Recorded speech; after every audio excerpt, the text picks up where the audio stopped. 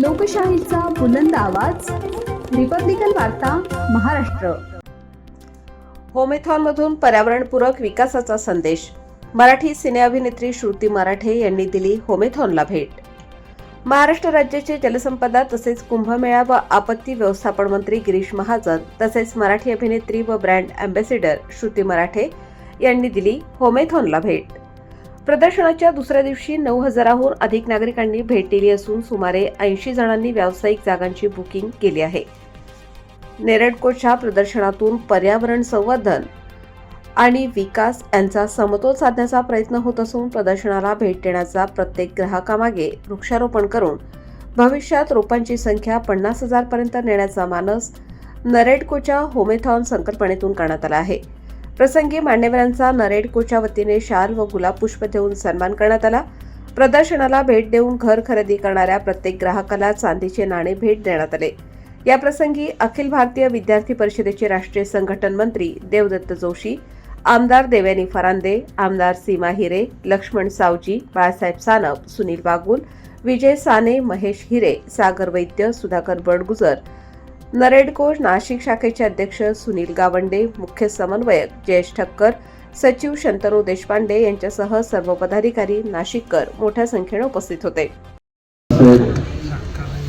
उपस्थित आमचे नेते मंडळी, देवदत्तजी, नगरसेवक, ज्याचा माजी आहेत ते होणारे आहेत, सगळे सर्वजण, नेरळकोचे सर्व अध्यक्ष पदाधिकारी मित्र. आज कर्मणी योगागच म्हणावं लागेल. माझा येण्याचा कुठलाही कार्यक्रम नव्हता, आपलं आमंत्रणही होतं, पण अचानक वैजापूर माझा कार्यक्रम ठरला आणि मी गाडीकडे वळवली. म्हटलं हाही कार्यक्रम आपल्याला आज अटेंड करता येईल, तिथे हजर राहता येईल आणि म्हणून आपल्यामध्ये भेट केली. पण अतिशय मला आनंद झाला बघून की नाशिकमध्ये तिसऱ्यांदा मला वाटतं मी आपल्या कार्यक्रमाला या ठिकाणी आलेलो आहे. अनेक कार्यक्रमामध्ये मी या ठिकाणी येत असतो, पण ग्राहकांच्या सोयीसाठी अतिशय महत्त्वाचा असा कार्यक्रम नेरळकोच्या माध्यमातून अतिशय कमी वेळामध्ये लोकांना एकाच वेळेला कळतं कुठे घरं आहेत, कुठे आपण जाऊ शकतो, कुठे आपल्याला संधी आहे, व्याजदर काय, किंमत काय. अन्यथा प्रत्येक बिल्डरकडे फिरणं हे कोणालाही शक्य होत नाही. म्हणून त्यातून ही त्यांना सगळी संधी या ठिकाणी उपलब्ध झालेली आहे. आणि आपल्याला कल्पना आहे की नाशिक मला वाटतं आता महाराष्ट्रामध्ये सगळ्यात गतीने वाढणारं शहर. सगळ्यांचं लक्ष आता नाशिककडे आहे.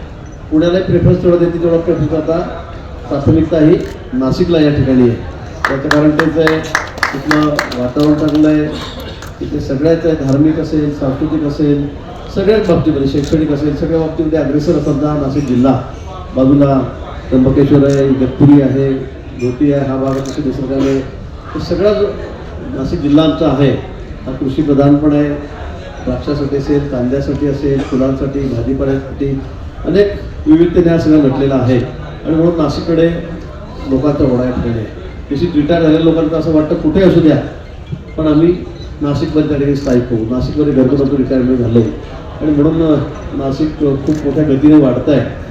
आणि सगळ्यात वाढत असताना सर्वात महत्त्वाचा प्रश्न जो घरांचा असतो, निवासाचा असतो. आणि अतिशय सुंदर इमारती, म्हणजे मी आधीचं नाशिकही बघितलेलं आहे आणि आताही बघतोय. म्हणजे अगदी 2-3-4 वर्षामध्ये एवढा बदल नाशिकमध्ये झालेला की मलाही कळत नाही खरं आपण ज्या रस्त्याने गेलो होतो का पूर्वी म्हणून. इतक्या सुंदर इमारती या ठिकाणी होत आहेत, इतके चांगले मोठमोठे शॉप्स आहेत, सगळे ब्रँडचे शोरूम या ठिकाणी आलेले आहेत मोठमोठे. आणि अगदी विश्वास बसत नाही 4-6 वर्षापूर्वीचं नाशिक आणि आताचं नाशिक अशी स्थिती या ठिकाणी नाशिकची आहे. आणि म्हणून आपला व्यवसाय अतिशय जोरात आहे, पण इतर काही वाद नाही आहे. पण अतिशय रास्त भावामध्ये बाकी ठिकाणी अनेक ठिकाणी मी बघतो पैसे भरले घर देत नाही, काहीतरी मग बिल्डर चढून गेलेला आहे, समोरचा माणूस बिचारा आयुष्यभराची पुंजी आणि नंतर मग त्याला काही मिळते त्याच्या हातात काही येते, वर्षानुवर्षानं फिरतोय. अशी स्थिती सुद्धा अनेक ठिकाणी आहे. पण नाशिकमध्ये फारसं कसं ऐकायला येत नाही. ही अतिशय जमेची बाजू आहे.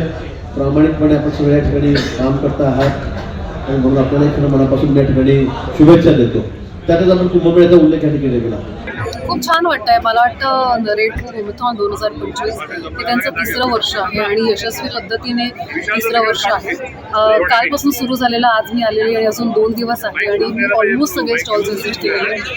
खूप चांगल्या प्रॉपर्टीज आहेत. खूप म्हणजे तुम्हाला फक्त सिलेक्ट करायचं तुम्ही कशासाठी इथे येत आहे. तुम्ही अपार्टमेंट बघण्यासाठी येत आहे, विला बघण्यासाठी येत आहेत, शॉप्स बघण्यासाठी येत आहे. हे डिसाईड करून तुमचं बजेट डिसाईड करून तुम्हाला फक्त इथे यायचं आहे. बाकी सगळे व्हरायटीज तुम्हाला वेगवेगळे बिल्डर्सची व्हरायटीज इथे तुम्हाला बघायला मिळेल आणि मला असं वाटतं खूप चांगली संधी आपलं स्वप्नाचं घर इथे शोधण्याची आणि ते स्वप्न इथे पूर्ण होईल. सो नक्की या. अजून 2 दिवस शनिवार रविवार आहे आणि लसीकरण आवाहन करायची गरज नाही आहे. खूप सुंदर छान आत्ता क्लायमेट आहे आणि मला वाटतं डिसेंबर आणि जानेवारीमध्ये नाशिक खूप मस्त असतं. मला दरवेळेस नाशिकमध्ये येताना खूप आनंद होतो कारण मला हे शहर खूप आवडतं आणि आज पुन्हा ही संधी मिळाली आहे रेड होमेथॉनमुळे. तर खूप छान वाटतंय आणि खूप छान स्वागत केलं नाशिकमध्ये खूप आवडेल. म्हणजे मी मगाशी सुद्धा म्हणाले की मुंबई आणि मी आहे पुण्याशी, त्यामुळे घर आणि शिक्षण सगळं पुण्यात झालेलं आहे. कामासाठी आता मुंबईत राहते. पण हे 2 जर शहर सोडले तर अजून कुठलं शहरमध्ये मला राहायला आवडेल. तर मगाशीच सांगितले एक आहे नाशिक आणि दुसरा एक थँक्यू. रिपब्लिकन वार्ता महाराष्ट्र न्यूजसाठी विशेष प्रतिनिधी अनिल केदारे, Nashik. Subscribe now and press the bell icon.